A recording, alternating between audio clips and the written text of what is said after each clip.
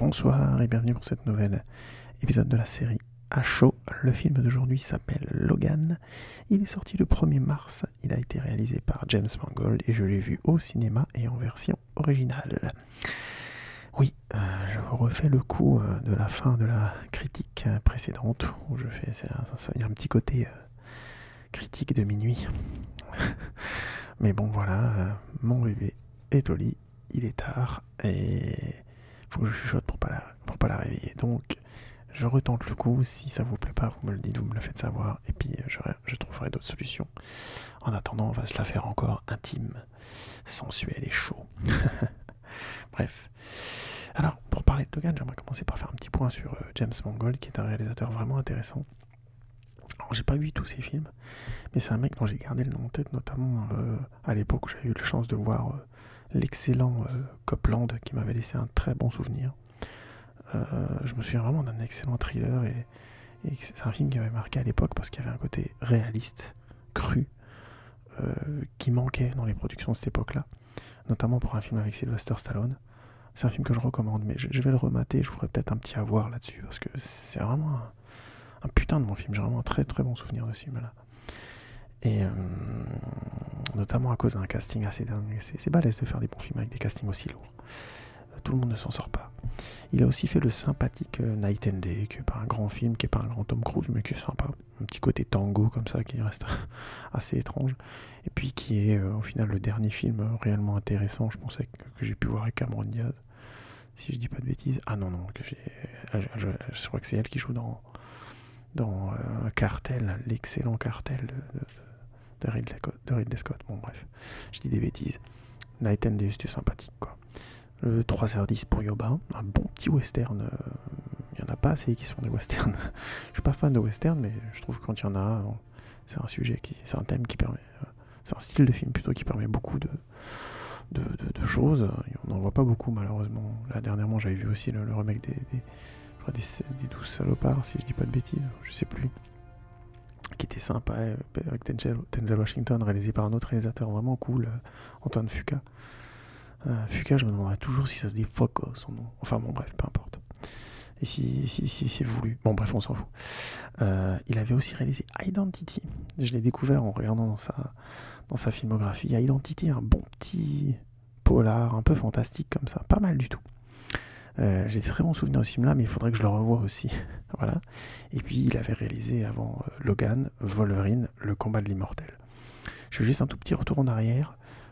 Night and Day était en fait son premier blockbuster, à proprement parler, puisque c'est un film qui avait un budget de 117 millions de dollars et qui en a rapporté 185. Donc c'était plutôt une belle réussite. Et ça lui a permis d'un petit peu se faire un nom sérieux, pas seulement sur des bons films, mais aussi sur... parce qu'il avait un CV correct, sans plus, mais un bon CV. Copland était daté un petit peu déjà. Il était déjà 15 ans derrière. Mais ça a amené, je pense, Marvel à le considérer dans la liste des prétendants pour faire Wolverine. Alors qu'au moment où il fait Wolverine, le combat de l'immortel, la franchise a vraiment coulé. Il faut bien comprendre que X-Men 3 a rapporté de l'argent, il n'y a pas eu de souci. Ça a été un film très cher qui a coûté 350 000, je crois à peu près 300 ou 350 millions de dollars, quasiment un des films les plus chers de l'histoire du cinéma, pas loin derrière le Pirate des Caraïbes et Avatar. Et il avait rapporté beaucoup d'argent, mais c'était surtout un échec critique colossal. Vraiment, c'est un film qui a été désavoué très très vite. Il y a eu beaucoup de fans qui l'ont défendu, mais au final, c'est un film qui est reconnu aujourd'hui pour être vraiment un vrai échec artistique global. Et quand on met autant d'argent dans un film, on espère récupérer le jackpot aussi bien au niveau critique, donc au niveau culturel, ainsi de suite, parce que ça draine du public, tout simplement. Faire des navets chers, c'est jamais une bonne chose, et c'est jamais une bonne... ou des films chers, impopulaires, même s'ils ramènent beaucoup d'argent, au bout d'un moment, on vous suit plus. Et, Fox et Marvel ont vraiment été inquiétés par l'échec de la franchise et notamment l'échec aussi de Wolverine Origins juste derrière, qui a aussi beaucoup déplu et qui a été en plus pas un échec terrible. Je crois que le Wolverine 1 il a coûté 150 millions de dollars et il en a rapporté 373, donc Gavin Hood avait plutôt réussi son travail à ce niveau-là.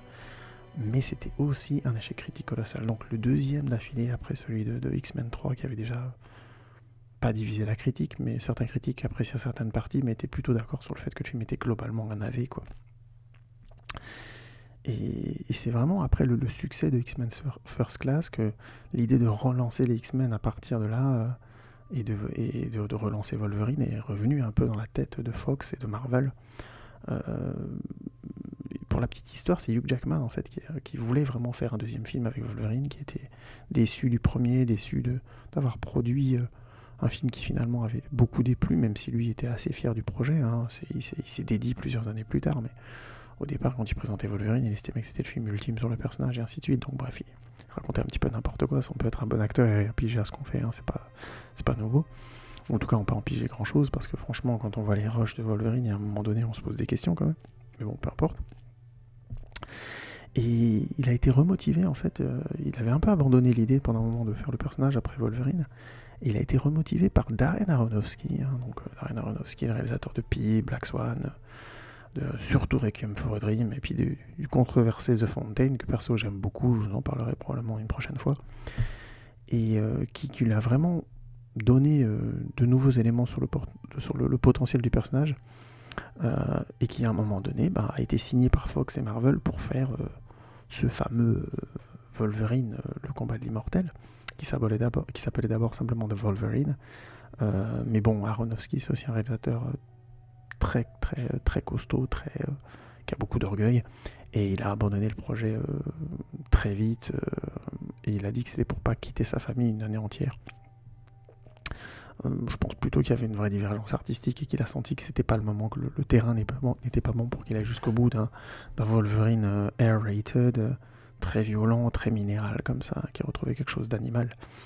Et bref, je ferme la parenthèse, mais on sent vraiment qu'il y avait des dissensions artistiques, et essentiellement sur la direction qu'allait prendre le projet, et puis Fox et Marvel n'étaient pas prêts à ce moment-là à reprendre le risque, après le succès d'X-Men First Class, de faire un film trop osé, de nouveau se recasser la gueule. Ça aurait été très compliqué pour eux, j'imagine, de relancer la franchise. Donc Aronofsky a vite quitté le projet. Je pense qu'il y a vraiment une dissension. C'est une interprétation, mais je pense que c'est plutôt proche de la vérité, connaissant la Fox, quoi, et leur frilosité au niveau risque. Ensuite, donc après Aronofsky, il y a eu beaucoup de réalisateurs qui ont été envisagés, et finalement, je crois que Mangold était le 4e ou le 5e choix, hein.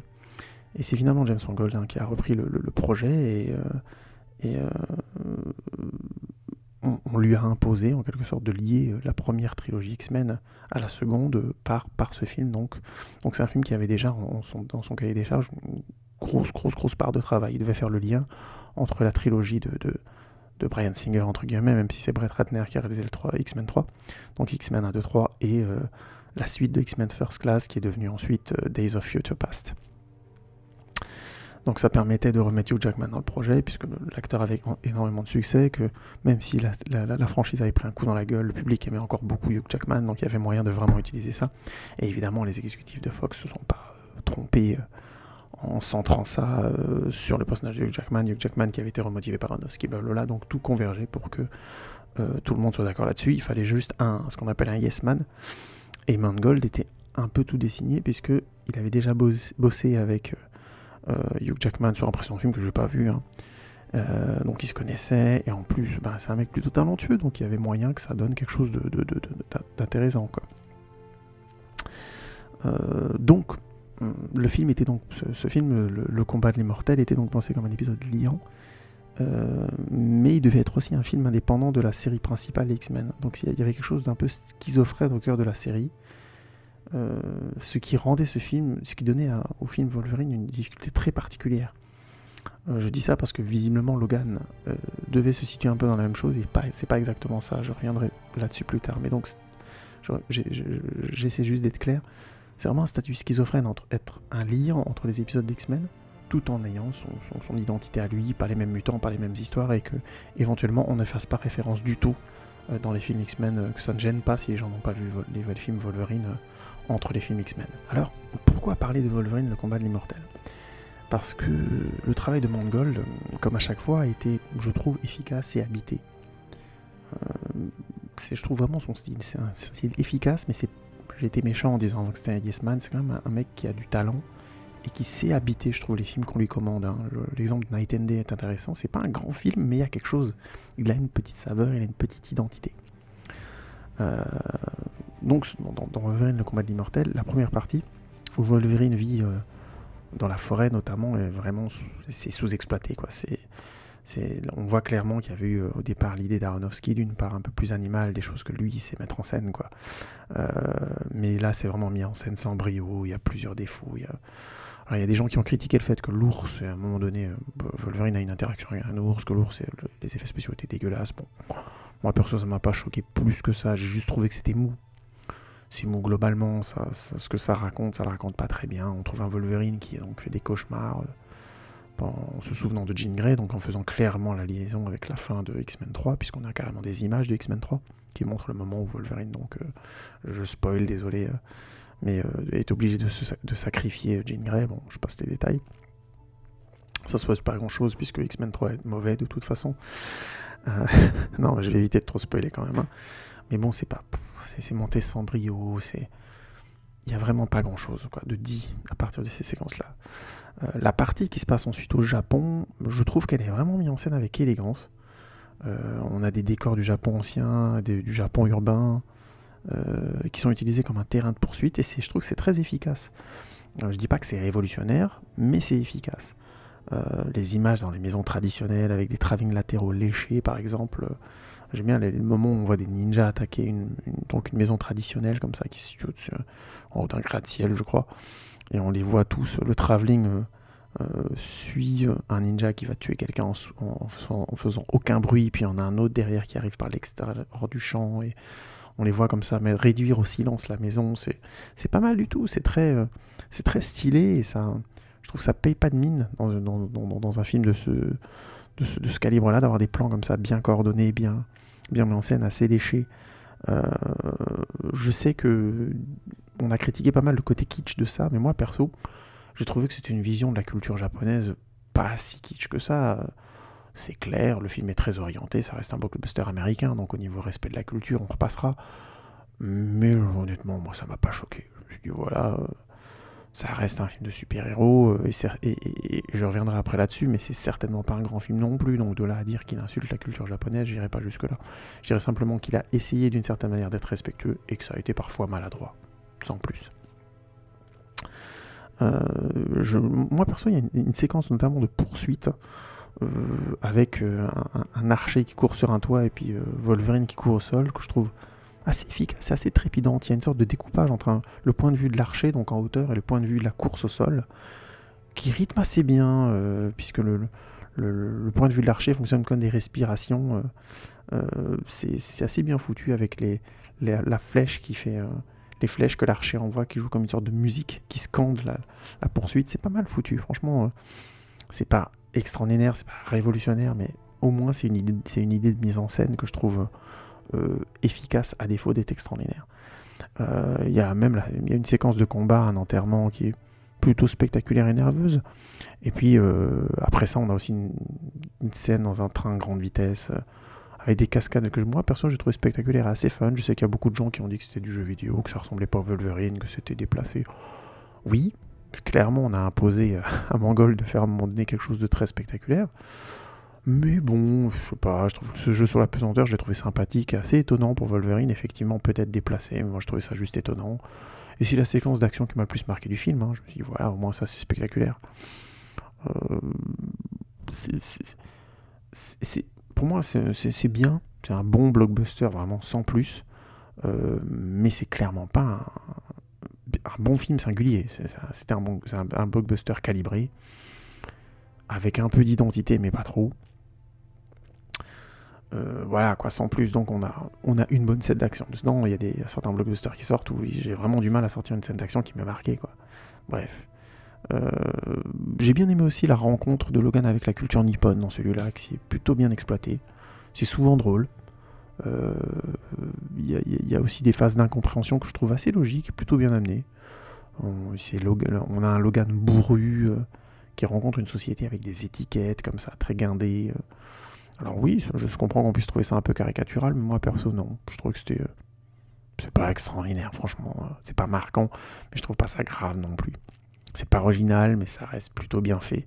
Et c'est beaucoup plus vraisemblable, il me semble, que Wolverine, que le Wolverine 1. Après, vous allez me dire que comparer tous les films à Wolverine Origins, la majorité des films vont paraître meilleurs, mais en l'occurrence, je trouve que là, c'est déjà un regard plus respectueux du personnage et plus intéressant. Petit détail qui, moi, m'avait plu, c'est que les Japonais dans le film parlent japonais. Ça a l'air con, mais souvent dans les blockbusters, ils virent ça en disant « Ouais, on va pas se compliquer la vie, machin truc ». Non, ils ont pris un casting japonais, des gens qui savent parler japonais.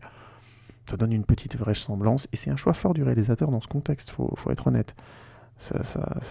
Et c'était complètement absent du premier film, on voyageait à mort, il n'y avait aucune vraisemblance, aucune crédibilité, aucun soin à apporter à ça. Au final, on a un film à l'image, je trouve, du travail de Mangold. C'est efficace, mais c'est pas transcendant. Notamment, je trouve que l'histoire d'amour qui est supposée tourner autour du film entre Yuriko et Logan, c'est plus intéressant, encore une fois, que dans Wolverine Origins, hein, mais même si je vais pas le dire 100 fois, ça. Mais ça manque toujours de personnalité. Notamment le personnage de Yuriko, il est assez transparent, quoi. Ça n'a pas assez de poids pour avoir une véritable... comment dire, oui, une véritable densité pour ressentir cette histoire d'amour, quoi. Quelque part, c'est aussi faible que dans le premier film, même si la réalisation est plus sobre, enfin que dans Wolverine Origins, même si la réalisation est plus sobre, et que ça aide un petit peu à la prise de valeur.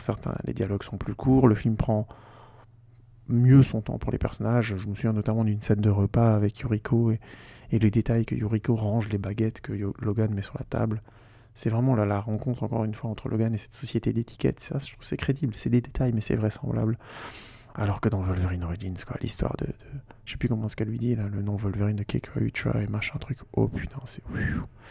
Bon, le film est hardcore de toute façon, donc c'est dur de le comparer, mais je trouve qu'à comparer l'histoire du Yuriko, elle est parfois cliché. Il y a certains éléments qui sont amenés vraiment avec des grosses bottes. Il y a notamment, elle raconte à un moment donné que son copain faisait de l'arc et elle, lanceuse de couteau. Un gros clin d'œil sur la suite du film. Pourquoi elle lui raconte ça exactement? Ça arrive un peu comme un cheveu sur la soupe. C'est très mal amené. Enfin voilà, il y a vraiment des faiblesses, quoi. Sans compter que cette histoire d'amour est vraiment affaiblie par le fait qu'on insiste sur le fait que Logan, il se souvient de Jean, et donc des 3 autres films qu'il y a eu avant pour construire l'histoire entre Jean et Logan. Hein. Je ne dis pas que c'est extraordinaire dans X-Men 1, 2, 3, ce qui se passe entre Jean et Logan, même si je trouve que dans X-Men 2, il y a de très belles choses. Mais là, vraiment, en face, Yuriko, elle a un film, et en plus, elle est transparente, donc je peux dire tout de suite que ça fonctionne pas, c'est beaucoup plus faible, et on est du coup, même si on connaît les films avant, on n'est pas trop dedans, et si on connaît que ce film-là, je trouve que les passages avec Jean Grey ont l'air d'être beaucoup plus importants pour Logan. Il y a quand même une certaine distance. Il y a même à un moment donné une sensation qu'il couche avec elle un petit peu comme s'il couchait avec un fantôme, ce que le film, je trouve, assume plus ou moins. Mais du coup, c'est une mauvaise idée parce que ça lui enlève encore plus de poids. Ça la rend carrément transparente. Je trouve que c'est assez maladroit. Même si c'est plutôt vraisemblable pour le coup, je trouve que c'est assez maladroit. Et du coup, on est encore loin de ça, puisque bien sûr, on nous fait le coup de la demoiselle en détresse 15 fois dans le film. Je caricature, mais ça, c'est lourdingue. C'est un film qui est globalement trop évident. Il va en ligne droite, quoi. Les twists fonctionnent à moitié. Il y a quelques twists, je vais rien dévoiler. Et voilà, comme principe de film, hein, le principe du film, c'est sauver Yuriko. En plus, il faut rajouter à ça que le film donne pas beaucoup de sens du danger à l'ennemi, à l'antagonisme du film, qui est un personnage assez secondaire qui s'appelle Viper. C'est un perso qui aurait pu être pas mal, hein, et qui fait quelques trucs intéressants dans le film, mais qui manque un peu de dangerosité, de menace. En fait, tout ça est trop cotonneux, quoi. Yuriko n'a pas assez de densité, Viper non plus. Et Logan, il est là-dedans, il est supposé surnager, amener de la densité. Voilà, c'est un film pas déplaisant, mais c'est un film qui est pas impliquant. Même si, par moments, je trouve que c'est spectaculaire et réussi. Mais pour peu qu'on trouve les scènes spectaculaires nazes ou clichés, alors là, c'est bon, je trouve que le film, il survit pas. Donc, Logan. Pourquoi je vous raconte tout ça? Déjà, c'est un film que j'attendais. Parce que perso, j'espérais que pour la dernière de Hugh Jackman, petite parenthèse, mais Hugh Jackman a réussi son coup, c'est-à-dire qu'aujourd'hui, je pense qu'on peut plus penser au personnage de Wolverine sans penser à lui, quoi. C'est vraiment balèze, sachant que moi, j'ai lu la BD pendant des années, et que j'avais plutôt un mec du genre de la tronche de Jack Nicholson dedans. Je trouve ça très fort d'avoir réussi ça. Du coup, pour Jackman, j'espérais que enfin Wolverine serait bestial, quoi. Je vous renvoie à ma critique d'X-Men Apocalypse où j'explique que c'est essentiellement dans X-Men 2 que je trouve qu'il existe ce Wolverine bestial pendant une seule séquence. Sinon, j'y ai jamais eu droit, quoi, tout simplement, dans tous les autres films où il est apparu. Depuis 4 films, donc, il n'y a jamais eu de sang, il n'y a jamais eu ce côté viscéral. Et vraiment, j'espérais ça beaucoup. Je peux pas nier que j'espérais ça beaucoup. Au moins ça. Et ben, j'ai pas été déçu. J'ai même été agréablement surpris. Donc, le pitch. En 2029, Logan a une barbe et des cheveux quasi blancs. Sortir ses griffes lui fait mal, son corps est bardé de cicatrices. Il guérit plus totalement. Il vit d'un travail de conducteur de limousine en noyant son mal-être dans l'alcool pour prendre soin de, attention petit spoiler, mais bon c'était dans la bande-annonce, prendre soin de Charles Xavier, devenu gravement malade, voire quasiment gâteux, jusqu'au jour où une jeune femme lui demande de la protéger, elle et sa fille. Alors première impression que le film fait, c'est ce fameux titre, un titre tout petit, en blanc, sobre, avec une police de caractère banale, genre de l'Arial légèrement adouci, quoi, pour ceux qui connaissent les polices de caractère. Je pense que tout le monde connaît l'Arial. C'est un titre de film vraiment qui fait film indépendant, qui fait portrait.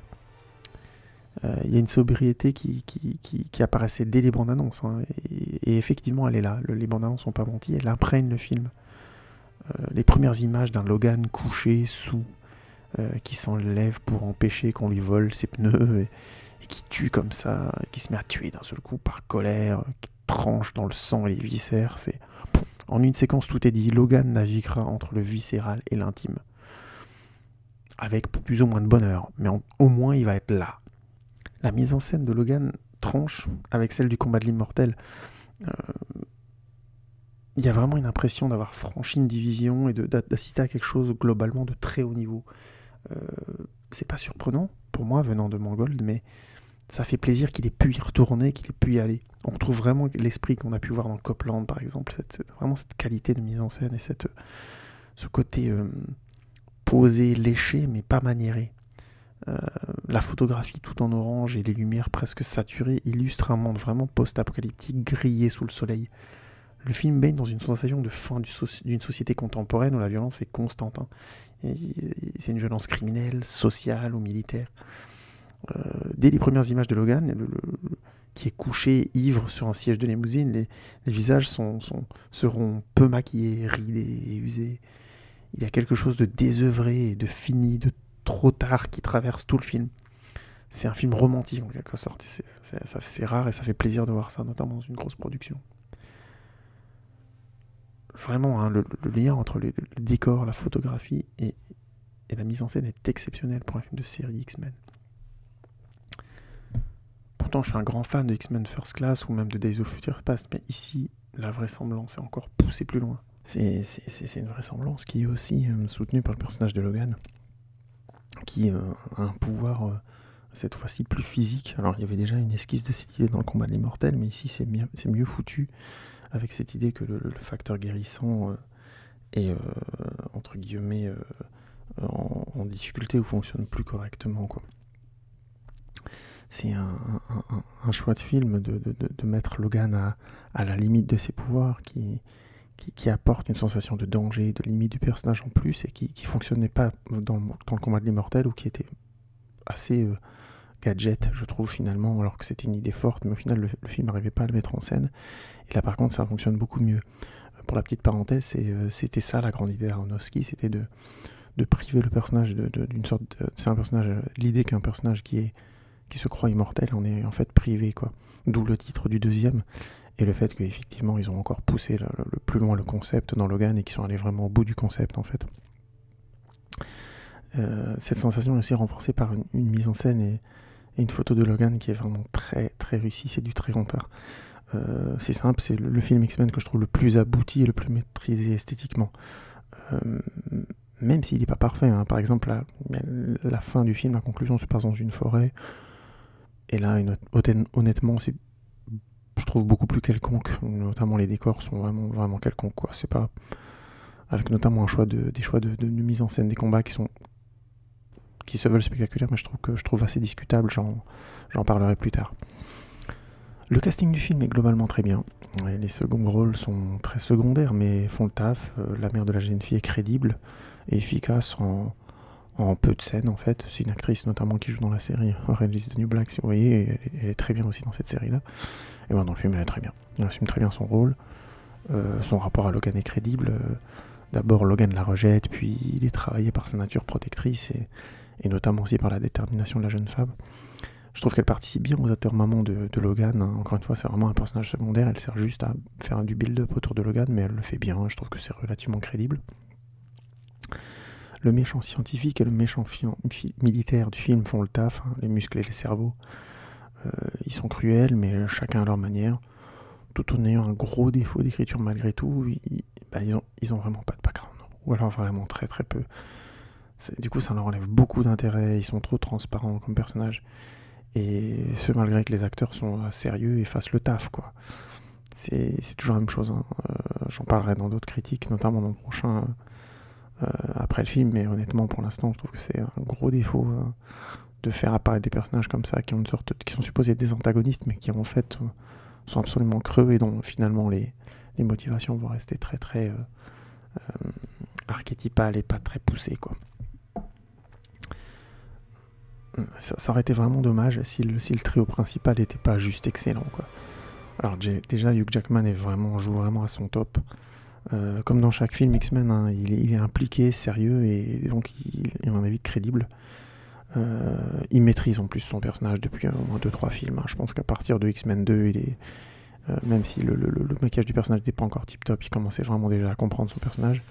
Il a merdé comme tout le monde dans X-Men 3, mais après X-Men 3, à chaque fois qu'il est apparu dans le rôle de Logan, c'était vraiment vraiment maîtrisé. Il connaît son personnage, et même si le combat de l'immortel était à ce niveau-là un film pas terrible, lui il s'en sortait vraiment très très bien.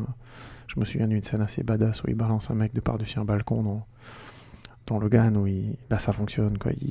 On y croit tout de suite et on voit vraiment Wolverine et pas Hugh Jackman. Et comme le film a la bonne idée en plus d'être rated R, c'est-à-dire le combat de l'immortel était malheureusement PG-13, hein, donc ça avait déjà handicapé Origins et le combat de l'immortel un peu. Même si c'est des films qui étaient déjà assez bancals comme ça, je sais pas si le sang aurait rajouté grand chose finalement dans ces deux films là, mais évidemment quand on enlève le sang des séquences, on peut évidemment pas se retrouver à faire le même type de séquence ou le même type de mise en scène, ni même les mêmes choix scénaristiques.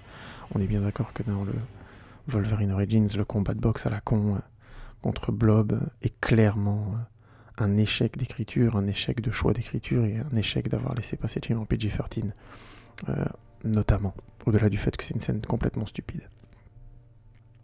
Et donc comme là on est dans du R-rated, Logan peut enfin exprimer toute sa rudesse, donc ça balance des insultes, mais c'est juste dingue, c'est extrêmement violent, enfin il balance des gros mots, il est violent, il est égoïste. Il y a vraiment une cuirasse sur sa fragilité qui est plus vraisemblable que dans n'importe quel autre film Wolverine. Et ça ajoute énormément au film. Pourtant, perso, je suis pas fan de films où ça jure beaucoup. Là, en tête, j'ai la série française Braco, où je trouve que c'est incroyable, comme c'est cliché cette série au niveau des dialogues, quoi.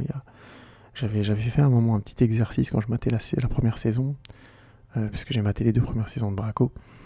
Dans la première saison, il y a vraiment un moment donné où les personnages disent un gros mot au début de leur phrase et à la fin. Et au bout d'un moment, ça devient ridicule, c'est à mourir de rire, quoi. Donc, notamment déjà parce que je suis pas fan de ça, des jurons de tous les côtés quand ça devient aussi gratuit. Mais en plus, je trouve que c'est très difficile de rendre ça crédible. Et donc, mais ici, dans Logan, comme il est alcoolique et malade et qu'il est mourant, c'est vraiment un misanthrope traumatisé, quoi. Du coup, c'est logique, c'est un mec qui est constamment fatigué, malade, il est comme ça à bout de souffle, il est constamment groggy par la maladie, groggy par l'alcool qu'il prend pour combattre la douleur. Donc c'est logique qu'il soit agressif, c'est logique qu'il a envie de jurer tout le temps, il est vraiment à bout d'énergie, quoi. Ça ajoute vraiment beaucoup au personnage, à sa vraisemblance et à l'empathie qu'on a pour lui. Et comme Jackman connaît son personnage, c'est tout juste. C'est juste une très très bonne performance. Franchement, Hugh Jackman, C'est ça, c'est la fois où il a le mieux joué Logan, mais c'est aussi un de ses meilleurs rôles pour le coup, ce film-là. Peut-être pas tous les films Logan et peut-être pas sa carrière dans le rôle de Wolverine, mais là il est formidable quoi, dans ce rôle, c'est vraiment génial.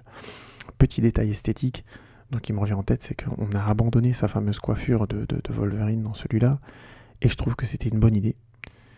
Et que le film ne joue pas forcément cette carte jusqu'au bout, mais je trouve que ça ajoutait vraiment à ce côté, comment dire, un peu plus vraisemblable, un peu moins comic book, même si j'aimais bien avec sa coiffure, hein, qu'il était classe avec, et qu'ils avaient réussi à partir de... Oui, c'est une des qualités de X-Men 3, à avoir fait une coiffure qui ressemblait à celle du livre, mais qui le rendait plus ou moins crédible, même s'il y avait des affiches du 3 où c'était ridicule. Et puis après, à partir de Wolverine Origins, il y a vraiment la coiffure, c'est le point fort, c'est-à-dire qu'elle est toujours nickel, et elle me semble toujours vraisemblable, alors qu'elle est en fait une coiffure de comic book, quoi. Ils avaient vraiment trouvé le bon mix, même s'ils ont mis 4 films à le faire.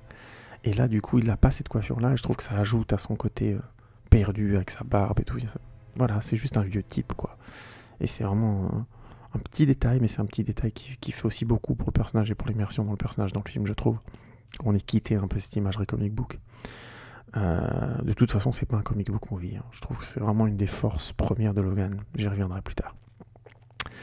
Ensuite, il y a Daphne Keane qui interprète X-23 et qui est juste excellente. Elle joue très bien ce côté insaisissable de l'enfant rebelle, blessé. On ressent la difficulté de Logan à entrer en contact avec elle, et c'est elle qui rend ça crédible par son regard tantôt animal blessé, en colère, tantôt gamine têtue. Je la trouve pas parfaite, hein. Si on doit faire une comparaison, je trouve que Dakota Fanning, au même âge, m'avait ému, notamment dans Men on Fire, par exemple, et dans d'autres films aussi. Daphne Keane m'a touché, mais je dirais pas qu'elle m'a ému. Mais bon, je suis un peu dur parce que je trouve qu'elle fait une excellente performance et c'est un rôle très différent, très animal comme ça. Et elle l'a très bien maîtrisé, ça franchement c'est impressionnant quoi. Je serais content de revoir son personnage dans d'autres films X-Men parce que je trouve qu'elle a apporté quelque chose et je serais curieux de voir ce qu'on pourrait en faire à l'avenir. Je sais pas si ce sera le cas d'ailleurs. Je sais qu'il y a un projet Nouveau Mutant qui est supposé sortir bientôt, l'année prochaine, mais je crois pas que c'est avec elle, je crois pas qu'elle soit dedans. En tout cas, je me suis pas renseigné. À voir. Par contre, le mec qui m'a scié le plus, bien que encore Hugh Jackman, je l'ai trouvé excellent, je m'y attendais un peu. Les bandes annonces m'avaient donné, en tout cas la bande annonce que j'avais vue, le petit teaser m'avait donné déjà des pistes. Je me disais là-dedans, il va cartonner. Mais alors, Patrick Stewart, il m'a scié, quoi. Franchement. Dès les premières minutes où il apparaît en vieil homme délirant, là, avec un Alzheimer prononcé, mais il est excellent, quoi. C'est un truc de fou, quoi. C'est un acteur excellent, déjà, dans chaque X-Men. C'est des films très bancals, mais lui, à chaque fois, il a des performances superbes. Mais comme la mise en scène est au niveau de son jeu, sa performance est formidable. C'est vraiment... C'est là qu'on voit qu'il y a vraiment eu des films en dents de scie, malheureusement, dans les X-Men. Et quand on voit aussi... même des films que je trouve très bons, comme X-Men 2 ou X-Men Days of Future Past, tu sens que la mise en scène de Bryan Singer, par moment, n'a pas été au niveau de ce mec-là. En tout cas, je sais que ce que je suis en train de dire est un peu dur. Il faudrait que je revienne plus en détail sur ces films-là, mais... Maintenant que j'ai vu Logan, je trouve vraiment que c'est un mec qui aurait pu faire tellement plus. Peut-être que c'est l'écriture qui était pas, peut-être pas la mise en scène. Enfin, bon, j'y reviendrai dans une autre review. Probablement que je ferai à un moment donné sur les films X-Men. Ça, c'est quasiment acquis. J'ai un exemple en tête vraiment de moment où il est excellent et que la mise en scène le rejoint, c'est le fameux silo à blé dans lequel il est au début, qui est une référence à une ruine de Cérébro, bien sûr. C'est évident, mais c'est très efficace.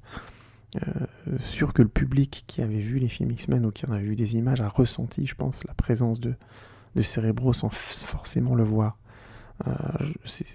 Peut-être que c'est moi qui vois ça, mais je trouve que ça exprime tellement bien la formidable magie du cinéma, quoi.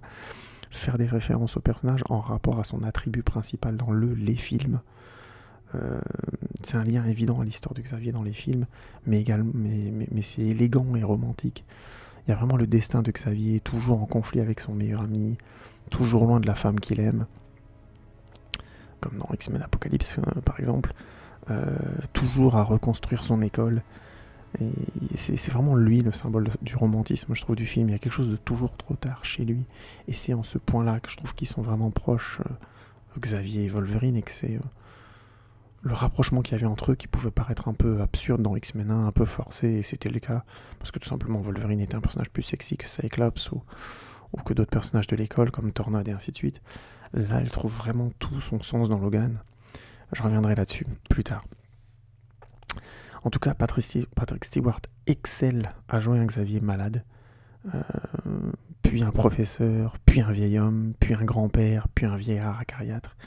Il survole le film et densifie énormément le personnage de Logan, notamment dans leur rapport sur le mystère du pourquoi ils en sont arrivés là, pourquoi ils se retrouvent tous les deux avec un Xavier malade et un Logan qui est obligé de prendre soin de lui.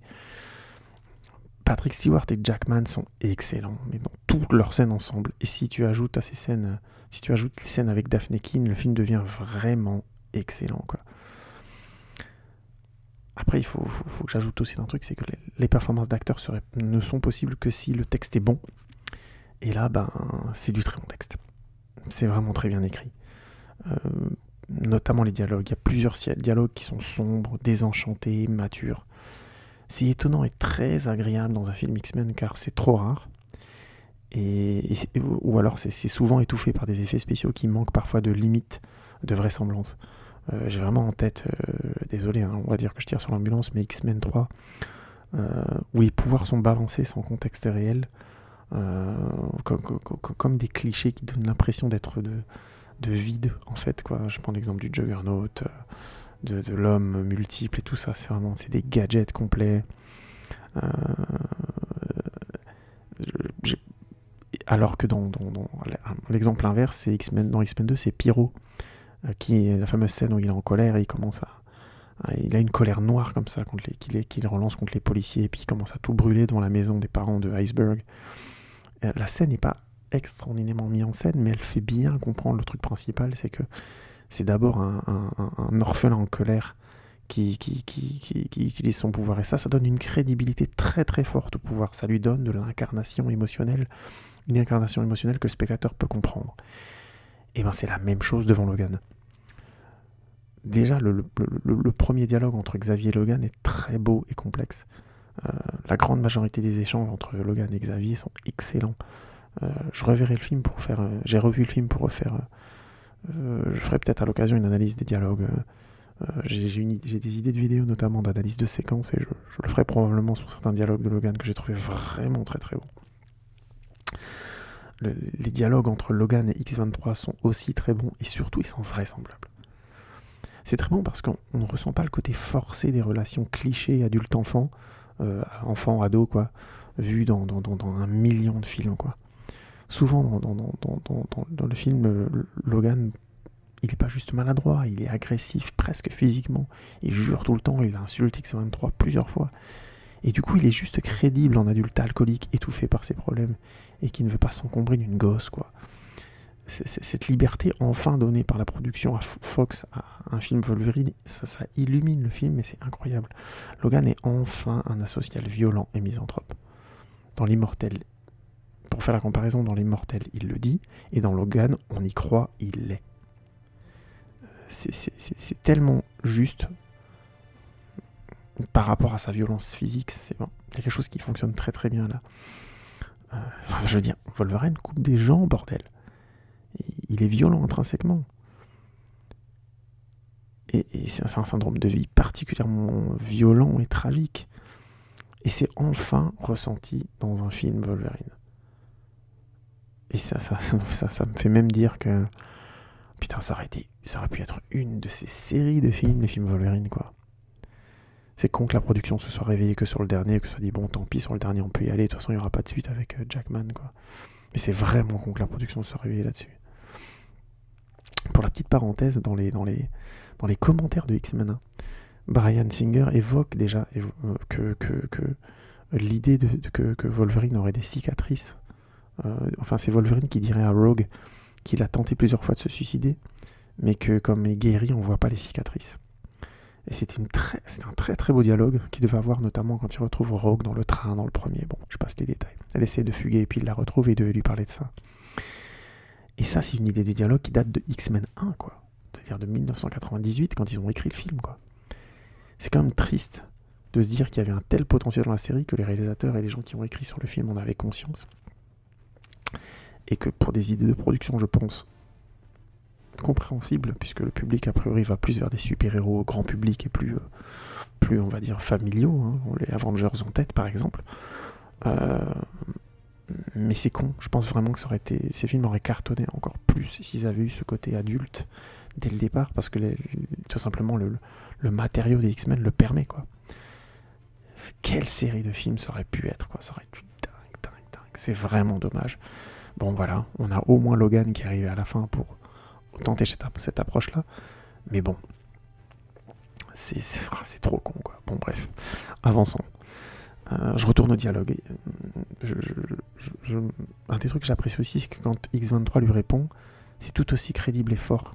Enfin, quand elle répond à Wolverine. Chacune des réactions qu'elle a, je trouve, c'est immédiatement vraisemblable. C'est vraiment impressionnant le travail qui a été apporté de minutie sur la vraisemblance dans les dialogues et leur mise en scène. Ça, c'est vraiment balèze.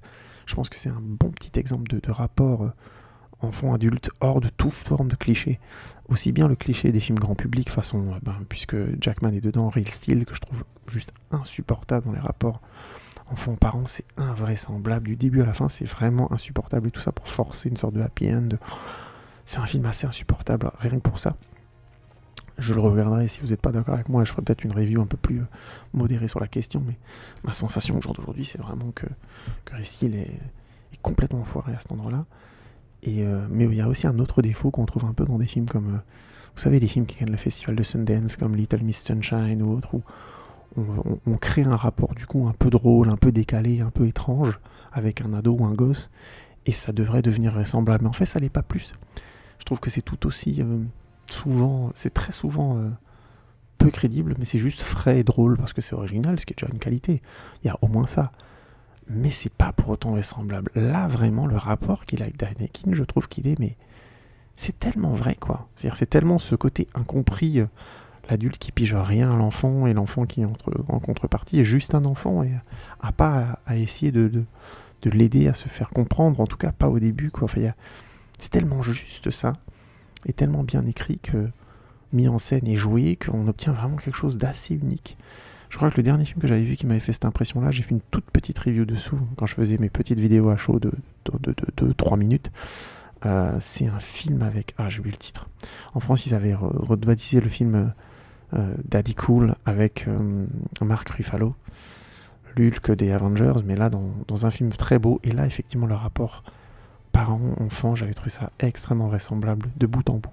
Tout en ayant les mêmes scories que d'habitude dans les films de Sundance, hein, c'est-à-dire les films, quand je dis le festival de Sundance, j'évoque en fait les films indépendants américains qui sont souvent des beaux films, mais qui jouent sur le fait d'avoir peu d'argent, qui jouent surtout sur des histoires très originales, souvent sur des gens qui sont pas du tout dans la norme américaine.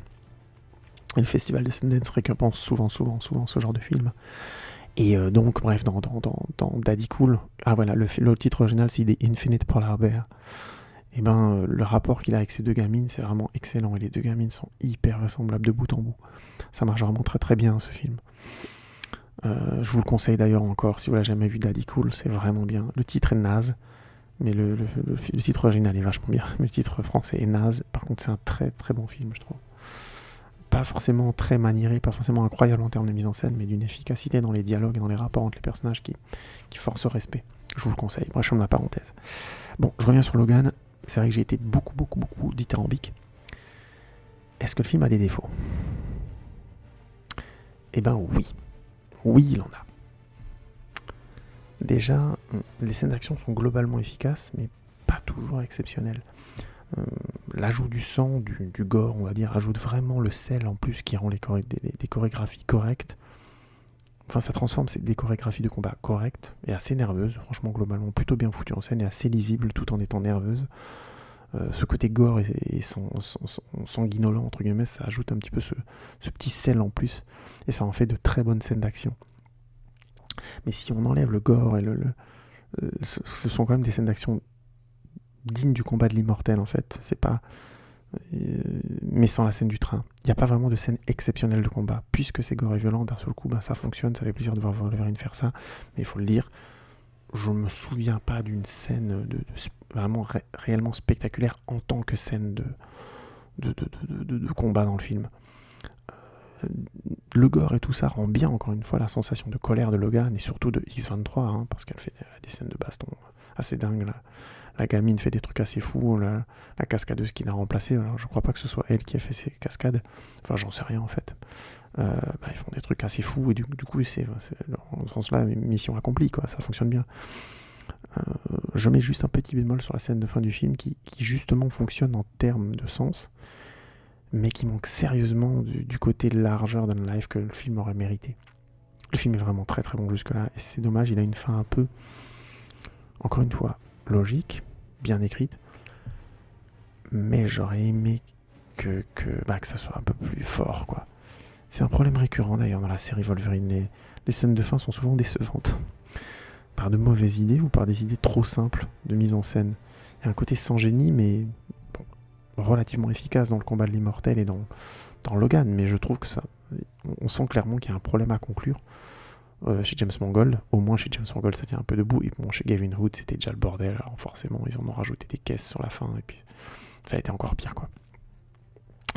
Mais je vais développer tout ça dans une partie spoiler de toute façon. C'est vrai que je ne l'ai pas annoncé avant, mais je vais faire une partie spoiler aussi sur ce film. Le défaut numéro 2, je dirais, c'est un peu, peut-être, alors vous allez me dire, d'habitude j'essaie d'être plus objectif et de parler essentiellement du film. Là, je vais peut-être parler un peu plus de la cosmogonie X-Men et des comic books, mais je trouve qu'un des défauts du film, c'est le personnage de Caliban, qui est un personnage qui aide Logan à prendre soin de Xavier. C'est un perso important dans l'histoire, mais c'est bizarre. On s'attend à quelqu'un d'important avec Logan, ou au moins quelqu'un qu'on a déjà vu dans la série de films. Alors si on n'a vu aucun film de Wolverine, on s'en fout. Mais il me semble que si on vient voir Logan, c'est qu'on en a déjà vu avant. Et là, je comprends pas, parce que pourquoi Logan irait le voir lui plutôt que, je sais pas, moi, Psylocke, qu'on a vu dans X-Men 3, ou qui était justement à Caliban dans X-Men 3. Il n'est pas spécialement copain avec Caliban avant ce film, on le voit pas. Enfin, il manque quelque chose. Et j'ai envie de dire, mais pourquoi pas Malicia ? Pourquoi pas Rogue ? Quitte à avoir quelqu'un qui doit prendre soin de Xavier et tout ça, qui est hors des X-Men, machin. Enfin, pourquoi pas Tornade ? Pourquoi pas Cyclope ? Je veux dire, pourquoi pas quelqu'un qui a quelque chose de signifiant à porter dans le rapport à Logan ? Quelqu'un avec un background émotionnel proche du spectateur, quoi. Du coup, il y a vraiment une impression étrange de voir un personnage fonction, à qui on greffe un destin dramatique pour donner de la consistance, mais le problème, c'est que le personnage est loin du spectateur. C'est vraiment pour moi un choix bizarre. Au départ, moi j'avais même pas compris qu'il y avait Caliban déjà dans X-Men Apocalypse, que c'était le même personnage. Et même une fois que je l'ai compris, qu'est-ce que je m'en fous ? Déjà, c'est un personnage qui a un intérêt très limité dans X-Men Apocalypse. J'ai déjà fait une review dessus, je vais pas revenir dessus. Le film est assez fait comme ça. Mais vraiment, je comprends pas. Pourquoi lui ? La symbolique du mutant caché et qui doit vivre caché, elle est déjà présente avec Logan et Xavier. Là, on a compris. Et en plus, j'ai appris que Mangold a intégré le personnage avant de savoir qu'il était présent dans Apocalypse. Donc, et en plus, j'ai appris aussi à ce moment-là que c'était pas le même acteur. Il me semblait que c'était grosso modo le même. Mais bon, vu que le design était quasi très très proche, c'est juste un personnage. On peut dire que c'est un personnage à deux périodes de sa vie, quoi. Et honnêtement, vous l'avez remarqué, vous, que c'était pas le même personnage, pas le même acteur pour le même personnage. Enfin bref, vous avez remarqué que c'est le même personnage. Et est-ce que vous avez remarqué qu'il n'était pas joué par le même acteur ? Parce que en fait, ça n'a aucun intérêt. Enfin, je veux dire, c'est vraiment étrange ce choix de personnage. Caliban. Il y avait beaucoup mieux et beaucoup plus fort à faire. Je reviendrai sur la partie spoiler, je développerai plus. Mais vraiment, ça, c'est bizarre. Et je trouve vraiment, j'ai revu le film depuis, et je me dis toujours la même chose. Qu'est-ce que ce personnage fout là ? L'acteur joue bien, il n'y a pas grand-chose à dire, mais ça apporte que dalle, quoi. C'est assez étonnant. Et il y avait tellement de personnages qui auraient pu rajouter dans le rapport à Xavier, dans le rapport... Enfin, qui auraient pu... Quand je dis rajouter, c'est vraiment la bonne dose, le bon truc qui fait que on approfondit l'histoire, on densifie encore. Et c'est dommage, c'est pas présent. Alors, petit bilan de cette partie, sans spoil.